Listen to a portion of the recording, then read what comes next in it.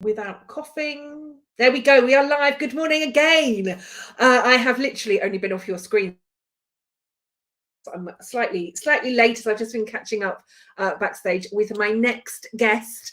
Again, thank you to all of you that are liking, sharing, commenting either on this feed, on the comments and videos that we are sharing, on all of the resources and on all of the information. If you cannot join live, I know some of you are frantically and fantastically watching all of these videos, at least in the back, or listening to them in the background as you're going. A couple of you have not missed one of these conversations yet. I'm going to say thank you, but I also want to ensure that you're all taking all of the breaks that you need as well. And as with everything that we've been doing this week, you'll find all of the information, including the replays, the videos, and the audio from these interviews. So if you would rather listen back rather than watching back, we're taking the audio from all of these and adding them to the Big Burnout Conversation podcast. Everything you will find on kellyswinkler.com as part of this Big Burnout Conversation week. We're definitely seeing some themes, right? We're seeing themes in terms of the signs and symptoms. We are seeing themes in terms of, I'm going to say, the type of person that is experiencing burnout. And I think what I mean by that, to kind of clarify, is we are seeing people that are really passionate about what it is that they do, people that are high performers, people that do not want to feel that they are letting other people down. And so many times in organizations, these are the people that leaders continue to put more and more and more pressure on, more and more effort on, and are giving them projects and ad hoc stuff, everything to do on top of their initial job. And I'm going to continue to say, your high performers, your top performers, your overachievers need as much support as possible. And if you cannot give that to them, then you have to be letting them choose their own coaches. You need to make the budgets available for them to have either the coaching or counselling or therapy or any kind of support that they need in order to continue to thrive, because we are done with burnout. I am not seeing burnout numbers rise again this year. Every single one of those numbers is a person, and we are not having that happen again. We're not having that happen again. So please keep sharing, liking, commenting, doing all of that stuff. Enough of me babbling on. I am going to introduce you to my next guest. So my next guest did experience burnout in terms of her corporate role, and we're going to be discussing that together for the next kind of 45 minutes or so. We're also going to be talking about happiness, as our guest is doing a webinar series, but definitely believes that there is a link between happiness and burnout. And if you caught my conversation with James just a few moments ago, you will know that we were talking about happiness quite a lot, actually what we think it looks like versus what it is. So I'm definitely very excited and very curious to get today's conversation with Gail underway. So I'm going to bring to the stage Gail Grace. Hello. Thank you very much. Good morning. You okay? Very well, thank you. Yes, looking forward to this chat. Me too. I'm so excited to have you. I'm loving all of these conversations, and I say it all of the time, but I'm sure I could literally just talk to people all day. Especially when it's about something that you're so passionate about, and so like you say, to get everyone's kind of input and involvement is brilliant. I love these chats. So absolutely, me too. Okay, so before we get started, and as we said, you're going to kind of share a bit about your burnout experience, what led you to leave corporate.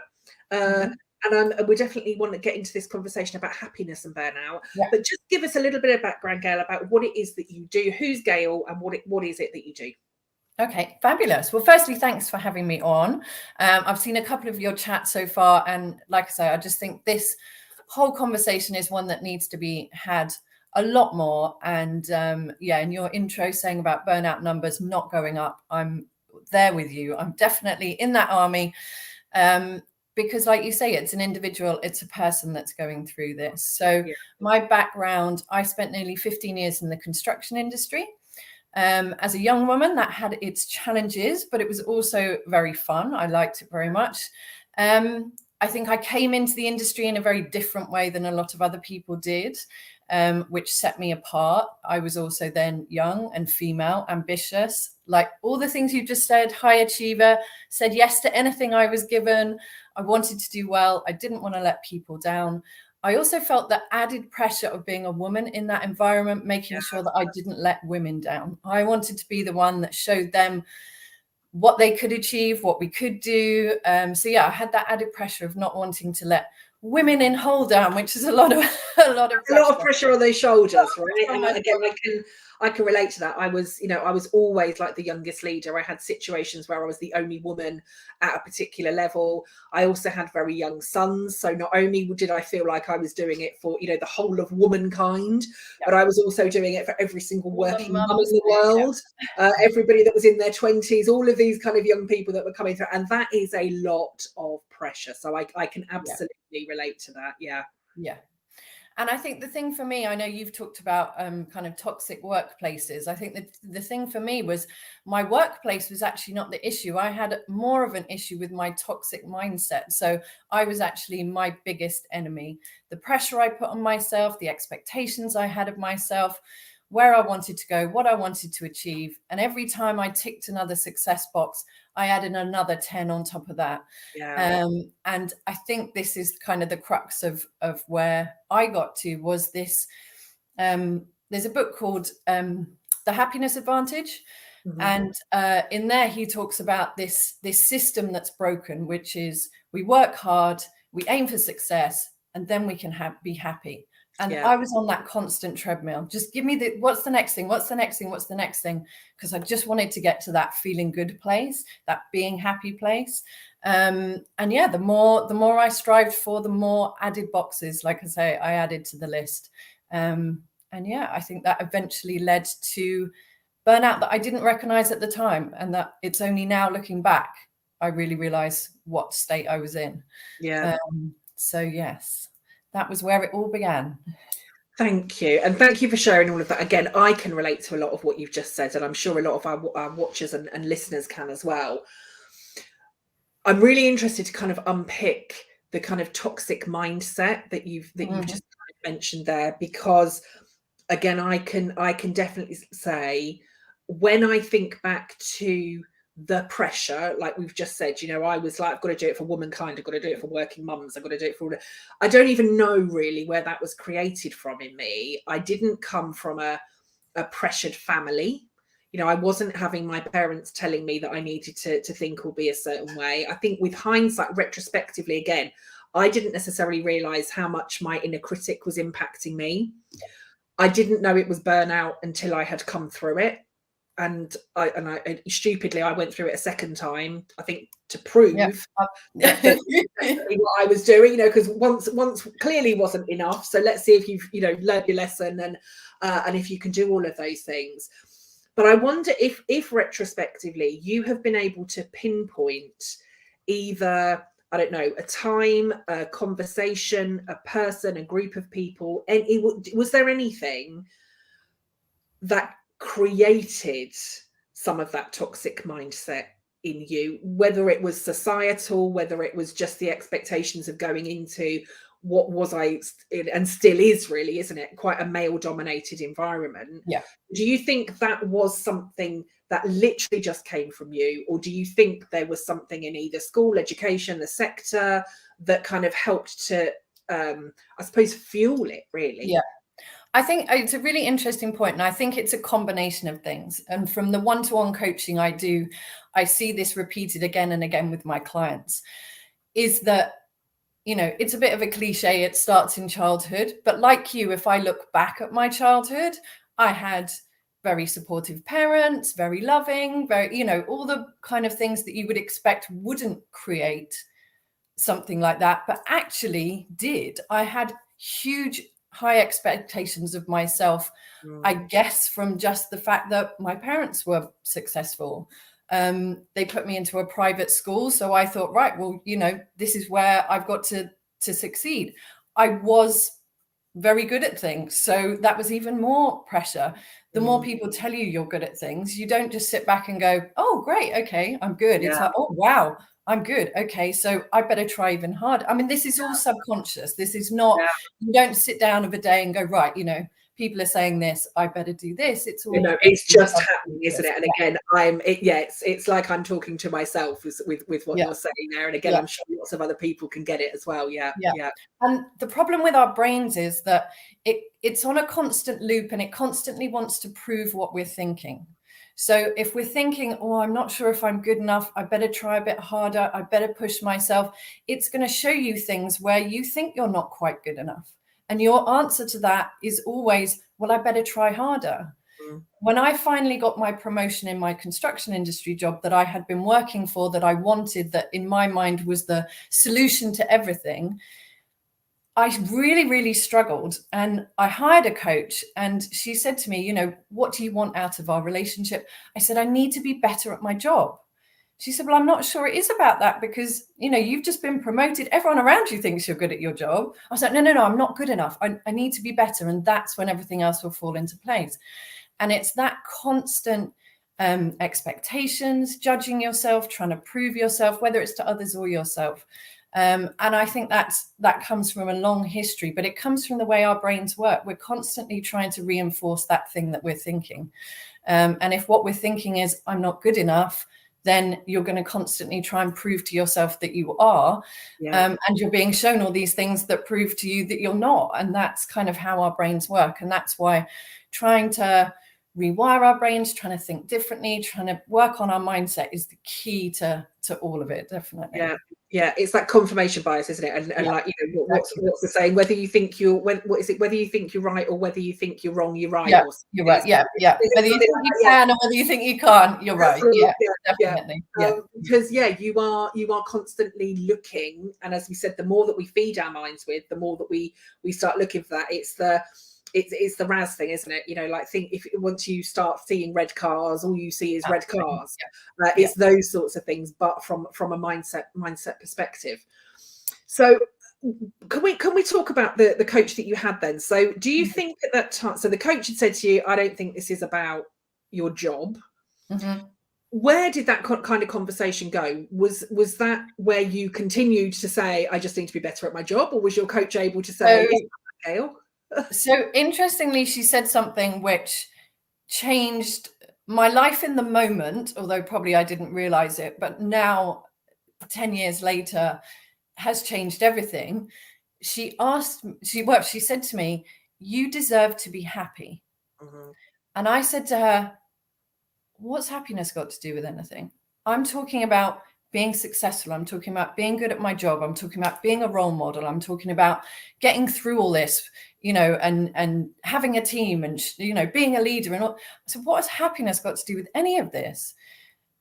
And it was that realization that we're chasing this thing that we're not even sure what it is. She was asking me questions about, what I enjoyed or how, when I was happy in my life. And I was like, I'm just not. I'm working hard. I'm doing the thing. I'm like, that comes later, surely. Like, this is me right now. This is what I need to do.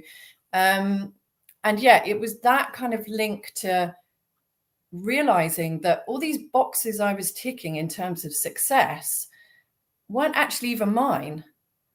They were maybe my parents. They were definitely societies. They were, I don't know how I'd come up with this list of, the pay, the car, the job role, but actually, what do I want? I'm not sure I've even stopped to think about it. And I think this is where a lot of people struggle with things like happiness and success, and what they really want out of life is they never take the time to stop and actually think, what do I want? Until sometimes it's too late. Like, with burnout, it then catches us. We're then in a position to really have to stop and think because we've been forced to. And then it's like, well, what am I trying to achieve? What do I want to do? What is important to me? And usually the things that end up coming on that list are not the same as the one that you're using all your time, energy, and effort chasing. So that was the thing that changed for me with that coach, was this idea of me as a person, my happiness, what do I really want, and how do I construct a life around that versus just ticking these boxes that everyone seemed to be working their way towards. And we could go through different phases. As you were kind of talking there, it reminded me, I want to say it's called the shift. But it's I think you can watch it on YouTube. But there's a book, Dr. Wayne Dwyer, and he talks about this shift. And actually, before this shift, and it is, for some of us, this kind of pinnacle moment. And my pinnacle moment was not my first burnout, but my second. Yeah. And how we think what is important to us, what success looks like. I hadn't even thought about happiness. I was definitely chasing it, and I assumed it would come with the next promotion, as an end result. The next, absolutely. It was an end result of something that I would achieve. And when I had that level of success, then I would find happy, right? It would just be like, hello, I'm here.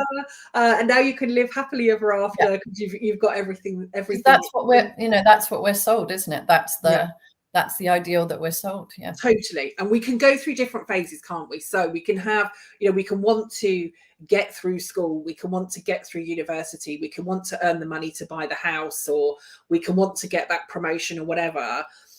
But really what is important is how we feel in that moment.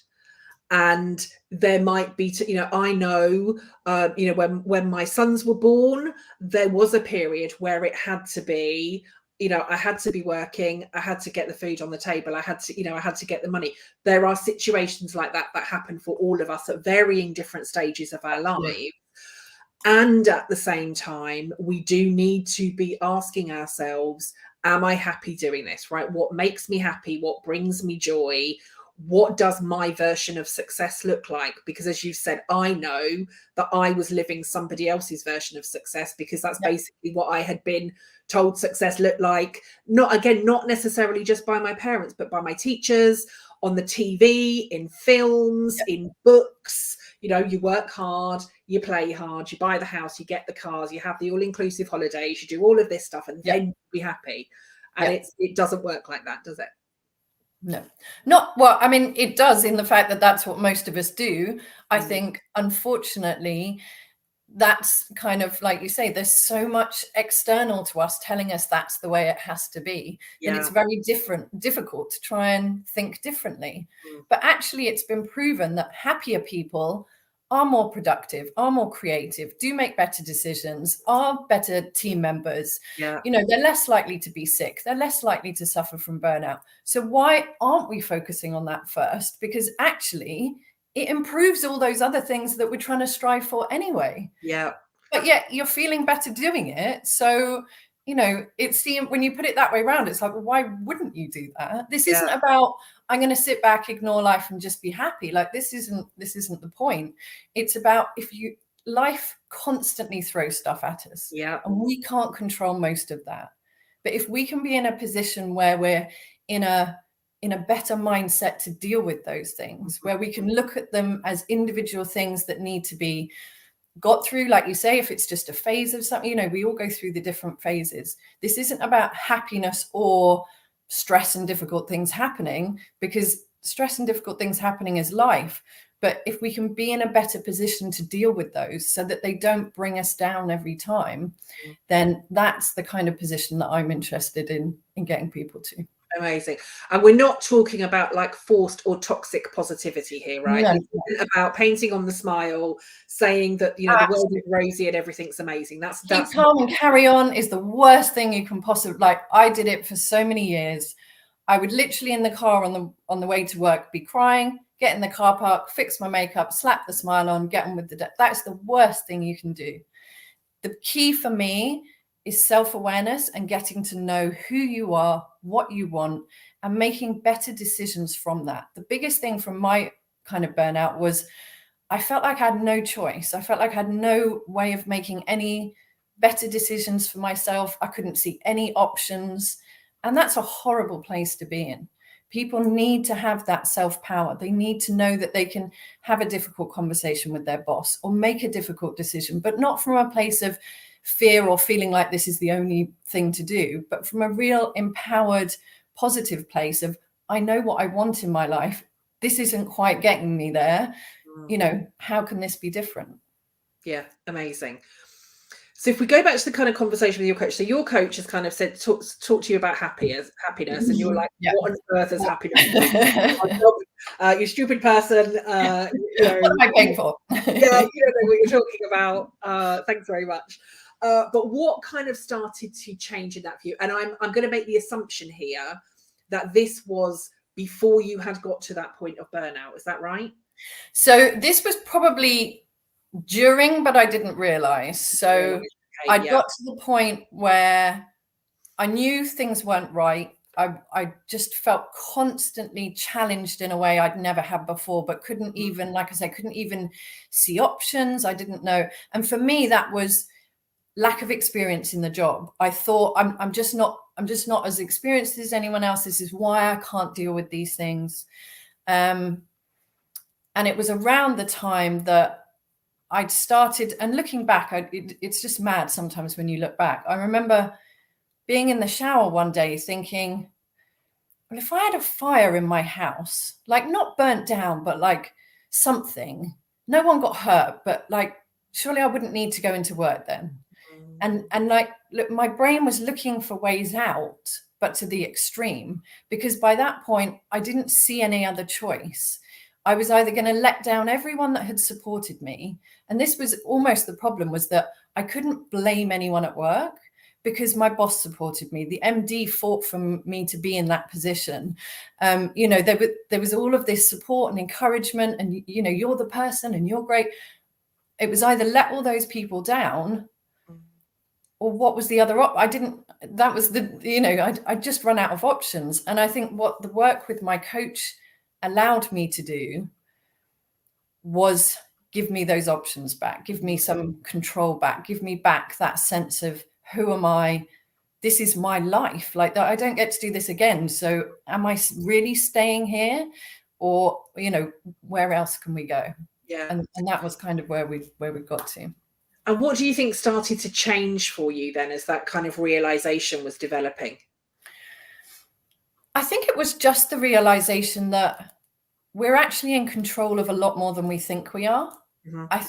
I think that lack of control is a real key thing with burnout, is that we feel like there aren't those options, or we don't know what to do, or we can't talk to someone, or we can't take time off, or we can't, it feels so constricting. And those possibilities and opportunities and decisions are just not there. And for me, it was just being able to make those with someone.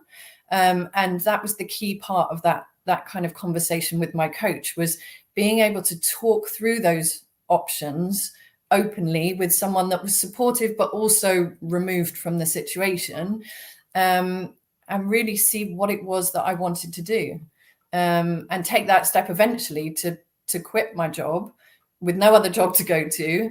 I had a mortgage to pay. My new boyfriend had just moved in. I mean, it wasn't ideal. Again, yeah. But at that point, the minute that decision was made, I was back in control. And it was scary, and there was a lot to sort out, and I didn't really know what the future held or where I was going, but I was back in control. And that felt very, very different to me. And working with my one-on-one clients, there always seems to be that point when people go, oh, I can do that. Like, I can do this. I can make this decision, or I can. And that sense of personal power or control, or whatever name you want to put on it, is so key. And I think a lot of people in the corporate environment feel like that's not there for them. Yeah, absolutely agree with that. And what do you think needs to happen, just kind of on that point, to allow people in the corporate environment to get that level of support, to get those people on their side, really listening to them? Do you think that is more management? Is that more leadership? Is that more self-coaching? Is that bringing more coaches in? Is it a mix of all? What do you think that kind of support for those in corporate needs to look like? I think it's definitely a mix of all. My speciality is working with people on what they can do for themselves, but I think this is not their problem. This stems from the environment, the cultures, the leadership, the management, workload, all of that kind of thing. So while it's coming from up there, like I say, my speciality is helping people cope with themselves in that environment. but it needs to be fixed at a much higher level.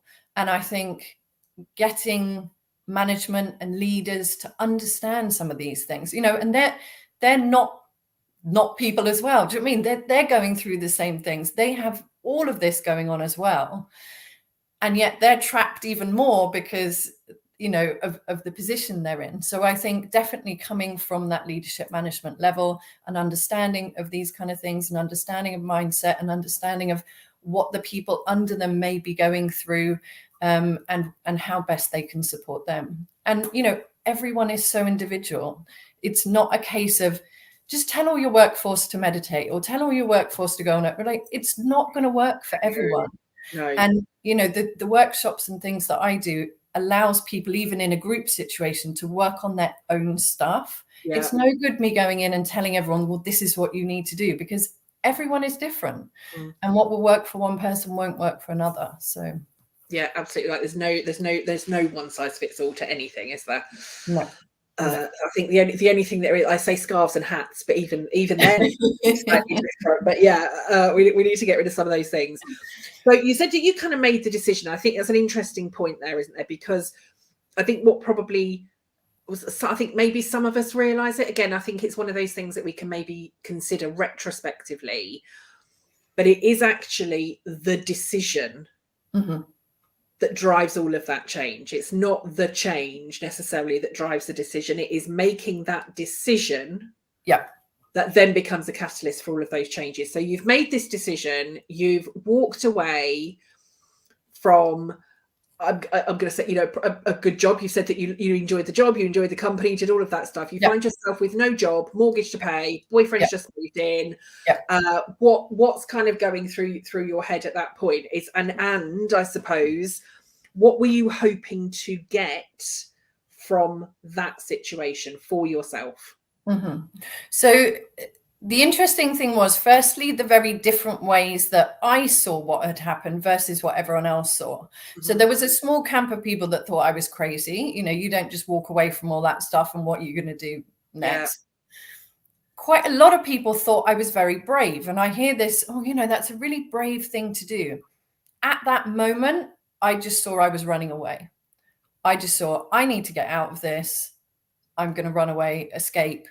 So it's taken a long time for me to even realize that what I did was a brave thing. It was a good thing. It was the best thing I needed to do for myself in that moment. But for a long time, I blamed myself for doing something, quite reckless and quite cowardly. That was the opportunity for me to prove myself, and I've just kind of run away from a difficult situation. So working on that for a while. And it was really interesting because I then started to look for a job. I had a mortgage to pay, and I had an interview with a company who, from the first interview, wanted to hire me. And I came home and I said to my boyfriend, oh, they offered me the job. And he's like, oh, that's amazing. And I was like, I'm repeating everything all over again. The manager even looked a bit like my old manager. The company was very similar. And I was like, what am I doing? I'm putting myself, I've learned nothing. I'm putting myself straight back. But that, again, it's our brain's way of going, this is what we know. This is safe. Don't go off exploring the world. We don't know what's out there. This is what's going to keep you safe. You need to stay where you know. And this is what you know. And again, that was a big decision to say, thanks, but no thanks. I think what's calling me is something a bit different. But at that point, all I knew was the things that I love to do. I love to help people. A huge part of my job had been in training, mentoring, that kind of thing. And I used to come off the phone, because I was still working with the coach. I used to come off the phone from the coach and say to my boyfriend, this woman's got the most amazing job in the world. She's like helping people. Imagine seeing that transformation. He said, well, maybe you need to look into coaching. I was like, are you mad? I'm a mess. Like, how am I ever going to help anyone when I can't, get my stuff together? And anyway, I spoke to her about it. She's like, no, that's not the way coaching works. You don't have to be this perfect thing to then help other people. Like, your journey, your lived experience, what you've been through will end up helping so many others. You just got to, kind of go through this and experience it. So that's when I started getting into coaching. I then got my qualification in coaching and NLP. And then I had 2 babies in 18 months. And there was a whole new set of stuff to deal with. And again, this is, I kind of look at some of as a mum, my second phase of dealing with not burnout in the extreme, but different. I had a stress-related skin condition for a year during lockdown. And I must have seen 4 or 5 different professionals who all said to me, it's stress. And I was like, no, it's not stress, because I help people deal with stress now. Yeah. This is my thing now, is that and they said to me, well, list what's going on. My husband had been made redundant during lockdown. My grandmother had had a stroke in a home that we couldn't visit. I'd broken my foot. My eldest had started school during lockdown, which was just the weirdest and most heart-wrenching thing, to send him off to a school I'd not been into. I couldn't tell him what, I started to list these things, and they were like, how can you not be stressed? Like, look at all this stuff that you're dealing with. And I think I'd almost gone into that, well, I'm immune from this now because I've been there, done it. And I know, and I'm helping people, and I know how to. Yeah, been there, done it, got the qualification. Wake up call for that. Hang on. This stuff, it repeats. If you haven't learnt the full lesson, it will keep coming back to you. And that has changed again how I view some of these things. So yeah, it's a constant journey. None of us are ever done in any of this. No, and I think I always find, and I can so relate to what you're saying. So my first burnout, you'd think I would learn the lesson from. I didn't want anything to do with kind of burnout or any of that sort of stuff. I left my corporate role to set up my own people and change consultancy, was doing great stuff, earning great money. And it wasn't until I received news that said that my replacement had actually died whilst away at a leadership development residential. I got a phone call a couple of days later to say, you weren't the first HRD to become ill in this organization. There were others before you. And that was where I was like, right, what is happening? And I think almost went into, all the pressure that I'd had in my 20s of I'm doing this for womankind and working mums and all of this sort of stuff. I then went into, I'm now doing this for every single HR professional in the world. And I threw myself into understanding everything I could about stress. And I studied hypnotherapy and psychotherapy, and I was looking at neuroscience and qualifications in neuroscience and understanding things about the vagus nerve and the central nervous system and how all of these things happen. And I'd done it all. And again, like you, when my second burnout hit, and that second one quite literally almost killed me, but I still did not recognize that I was in it, because I thought I've been through this once. I'm doing all of this stuff to help and fix other people. Yeah. And there was just something with, and it, again, with retrospect, I kind of look back and like, how could you not? And I wasn't, because I hadn't done the inner work on myself. I'd got into, I need to stop doing this for everybody else.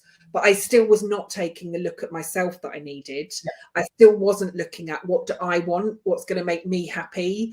Yeah. What do I want success to look like? What do I want my business to look like? What do I want my home life to look like? My personal life? What do I want to provide for my sons? I hadn't done any of that stuff. Yeah.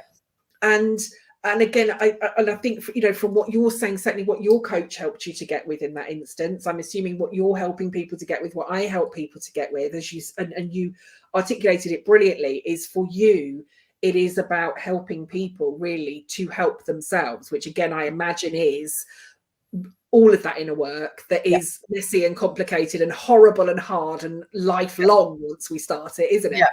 So from the work that you do, is happiness that, and I don't know if I'm going to necessarily ask this question right, but again, you said that you've done the NLP stuff and the coaching stuff, and we tend to, don't we? Either we're moving towards something or we're moving away from something. Mm-hmm. And with the way in which you help clients, does there tend to be, I'm going to say, a particular type of person without wanting to stereotype everybody, but do you find that most of the people that you're helping are trying to move more towards themselves and towards happiness? Or do you think they're tending to move more away from an issue and a problem? Does that make sense in terms of what I'm asking? It does.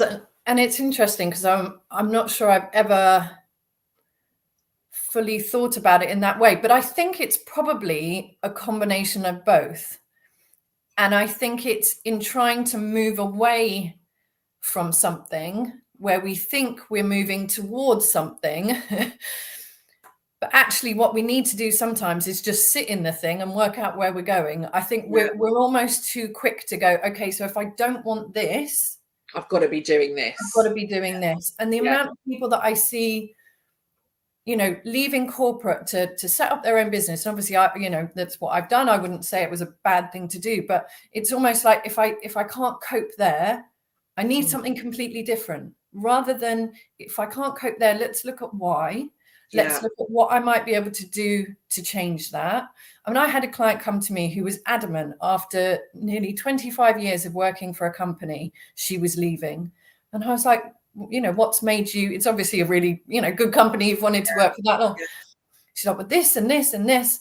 And I said, well, what would it mean to you to stay? And she said, well, I really want to stay, but I just, you know, these things are happening, so I've got to go. Yeah.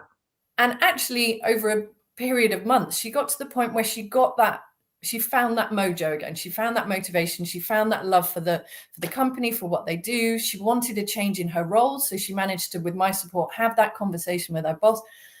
And she got a promotion in the end. She's loving it in a different way. I think we're very quick to kind of be, well, and I think that's why I felt like I was running away, because I was like, hang on a minute, I should be able to do this. I wanted this, but I just don't know how to I don't know how to help myself enough to deal with this. And it's not always the right decision to stay. And for me, actually, I think it was the right decision to go. But there's not enough supporting people with really helping themselves find out, well, where am I? What's going on? And it could be stuff outside of work. It's not always to do with, you know, necessarily the job as well. We have so much else of life around us, whether it's our kids, whether it's, you know, elderly parents we're looking after, whether it's, you know, there's so much else going on that it's not just about, well, I turn up to work and do the job. And, you know, everything affects us all the time. And I think my thing is really just making sure that people are in the best possible place for all of that stuff. And knowing when to hold up their hand and say, actually, this isn't right. Something, you know, I need some help. I need some support. Or when they can learn where, hang on, this is happening. What do I know about myself in these situations? Yeah. What's my coping mechanism usually, but what could I be doing differently? And helping people support themselves in a different way than they are at the moment. Because I think most people don't even realize what, you know, so many of us are just walking along because we're not taught these things. We're not taught these things at school. We're not taught, you know, we're not taught about our emotions and how we can deal with them and how we can think differently. We think the way we think is just the way we think, but we don't know it can be different until someone shows us. So yeah, I think it's that kind of, again, coming back to that self-awareness and helping yourself as much as possible. Do you think, so again, I put a post out actually between Christmas and New Year. So primarily I work with HR leaders. And because that few days between Christmas and New Year is usually when HR will start looking for a new job. I think it's a realization of like, I cannot do this for another year. But I put a similar post out actually, before you start looking for that job, you've got to be doing the work on yourself. Yeah. Right. Understanding who you are, what you want, why you want it, all of those sorts of things. Yeah.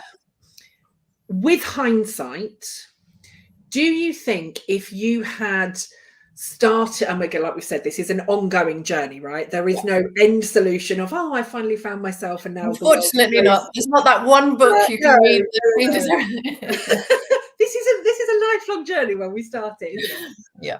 But do you think potentially with hindsight, if you had started to do some of the kind of really deep work that you started to do now, that potentially you could have stayed within the construction and doing everything that you were doing, or knowing what you know about yourself now, yes, it was a great stepping stone and you are where you are. Do you think maybe it was a skills mismatch, a personality mismatch? Do you think there was any of that kind of stuff going on?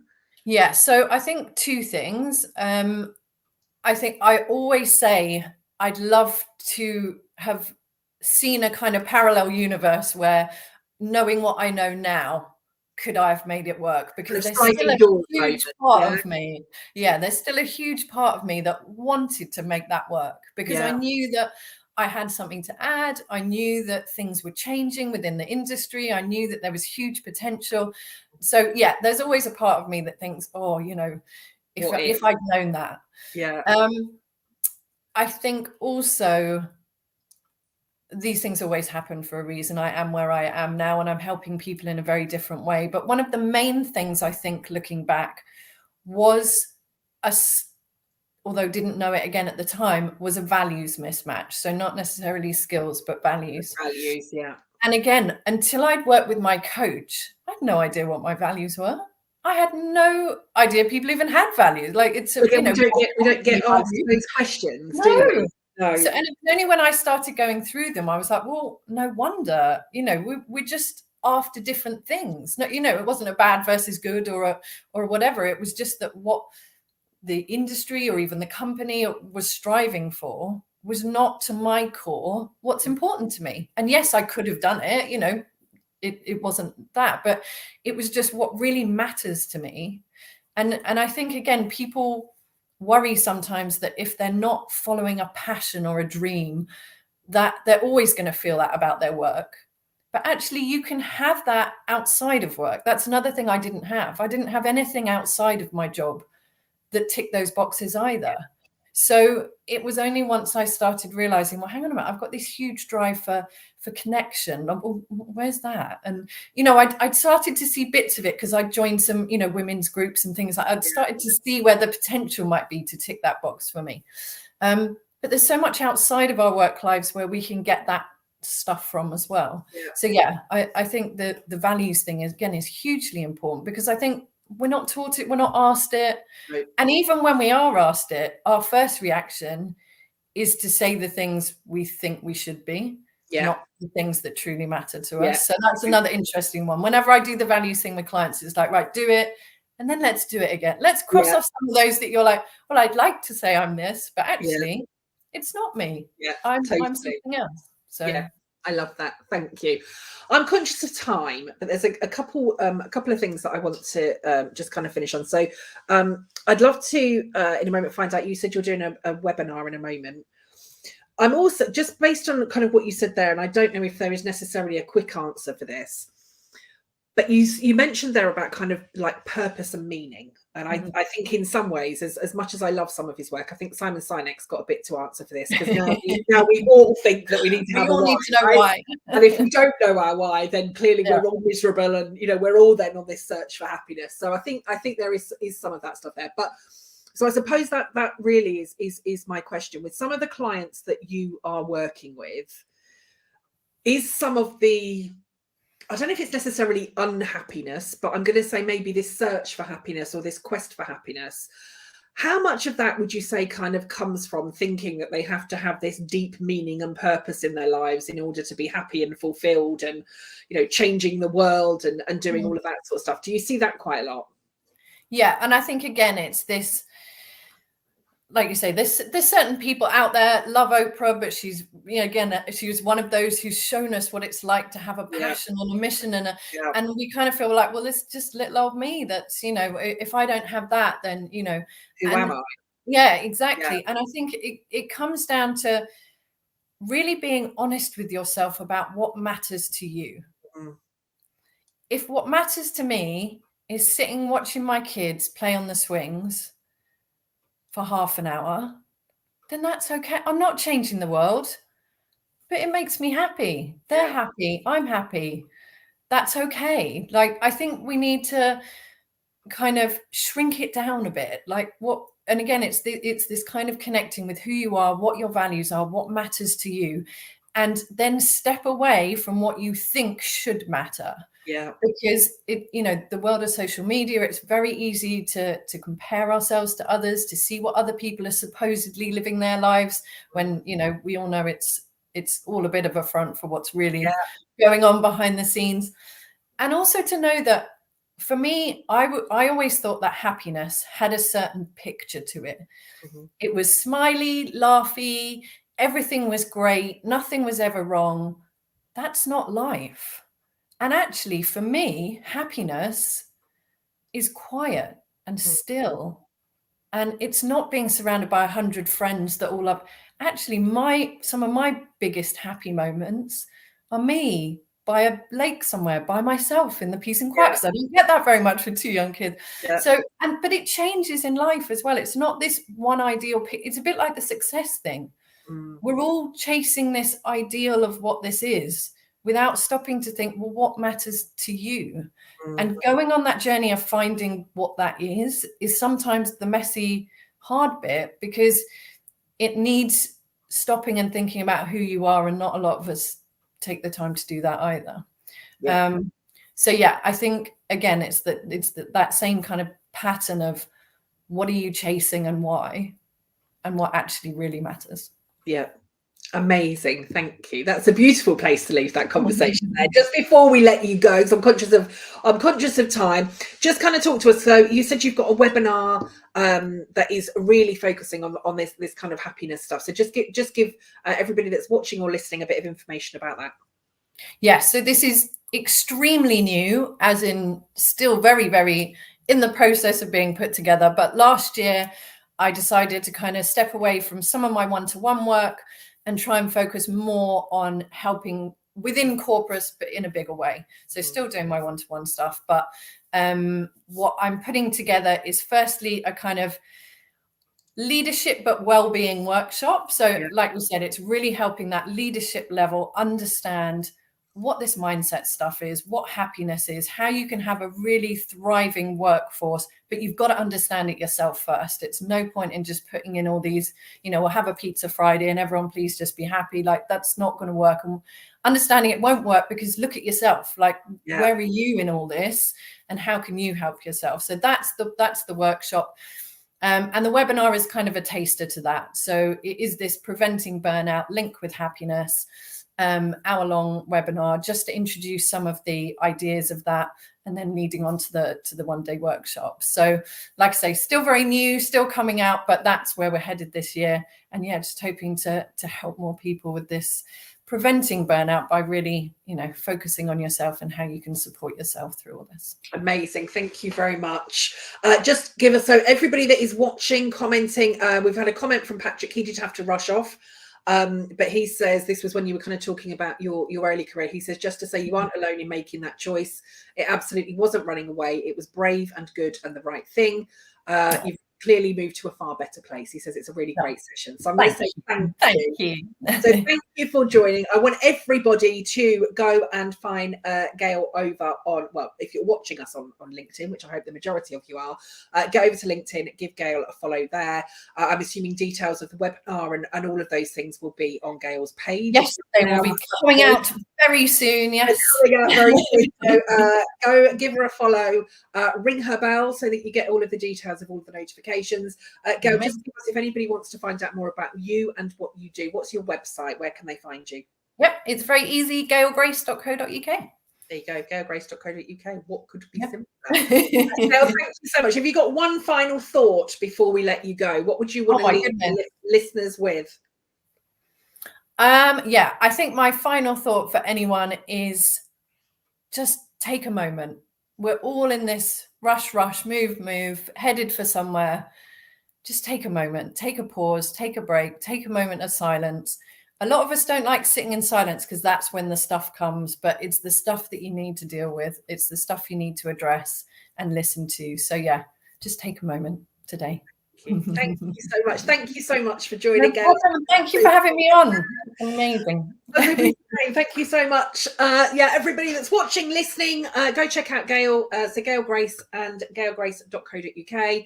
And I'm going to say thank you very much. I'm back with you all again in like 10 minutes, which should give you all enough time to go and grab another cuppa. I'm going to go get one. And give Gail a follow. I've really enjoyed this conversation. Thank you. Me too. Thank you, Gail. I'll see you all back in about 10 minutes. Thank you very much. Remember the hashtag, if you are reposting, liking, commenting, sharing, hashtag the Big Burnout Conversation.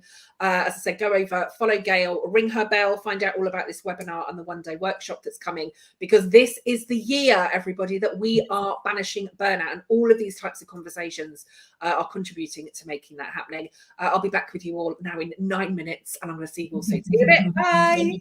Thanks. Bye. This